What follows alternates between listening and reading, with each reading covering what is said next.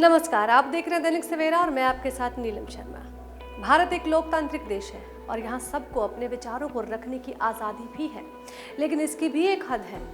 इसी का एक उदाहरण इन दिनों सामाजिक और राजनीतिक गलियारों में चर्चा में है, जो साबित करता है कि अभिव्यक्ति की स्वतंत्रता संविधान में संरक्षित है, लेकिन आप हदें पार नहीं कर सकते। दरअसल पाकिस्तान के समर्थन में पोस्ट करने वालों की नागरिकता रद्द कर उन्हें देशद्रोही घोषित करने की मांग इन दिनों एक गंभीर विषय है। जब कोई व्यक्ति देश के विरोधी राष्ट्र या उसकी नीतियों का खुला समर्थन करता है तो यह देश की सुरक्षा, अखंडता और संप्रभुता के लिए खतरा बन सकता है, और इसीलिए ऐसे मामलों में सरकार के पास कानूनी प्रावधान मौजूद है। भारतीय दंड संहिता की धारा 124A के तहत यदि कोई व्यक्ति भारत सरकार के खिलाफ हिंसा भड़काने या असंतोष फैलाने का प्रयास करता है तो उसके खिलाफ सख्त कार्रवाई की जा सकती है। हालांकि केवल सोशल मीडिया पर पाकिस्तान के पक्ष में पोस्ट करना देशद्रोह की श्रेणी में तभी आता है जब उसमें हिंसा, आतंकवाद या भारत विरोधी गतिविधियों को बढ़ावा देने का सीधा प्रमाण हो। नागरिकता रद्द करने के लिए भारत में नागरिकता अधिनियम 1955 के तहत कुछ शर्तें निर्धारित हैं। यदि कोई नागरिक भारत के खिलाफ युद्ध करता है या विदेशी देश की नागरिकता लेता है तो उसकी नागरिकता रद्द की जा सकती है। अगर आप भी अपने विचारों को खुली हवा में पंख देने के शौकीन हैं तो जरा सावधान।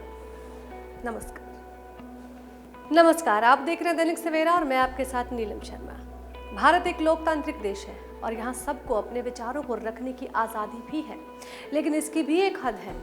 इसी का एक उदाहरण इन दिनों सामाजिक और राजनीतिक गलियारों में चर्चा में है, जो साबित करता है कि अभिव्यक्ति की स्वतंत्रता संविधान में संरक्षित है, लेकिन आप हदें पार नहीं कर सकते। दरअसल पाकिस्तान के समर्थन में पोस्ट करने वालों की नागरिकता रद्द कर उन्हें देशद्रोही घोषित करने की मांग इन दिनों एक गंभीर विषय है। जब कोई व्यक्ति देश के विरोधी राष्ट्र या उसकी नीतियों का खुला समर्थन करता है तो यह देश की सुरक्षा, अखंडता और संप्रभुता के लिए खतरा बन सकता है, और इसीलिए ऐसे मामलों में सरकार के पास कानूनी प्रावधान मौजूद है।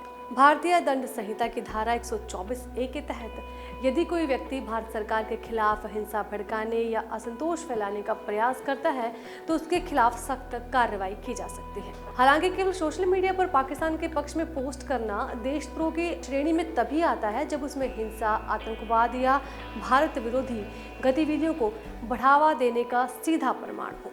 नागरिकता रद्द करने के लिए भारत में नागरिकता अधिनियम 1955 के तहत कुछ शर्तें निर्धारित हैं। यदि कोई नागरिक भारत के खिलाफ युद्ध करता है या विदेशी देश की नागरिकता लेता है तो उसकी नागरिकता रद्द की जा सकती है। अगर आप भी अपने विचारों को खुली हवा में पंख देने के शौकीन हैं तो जरा सावधान। नमस्कार।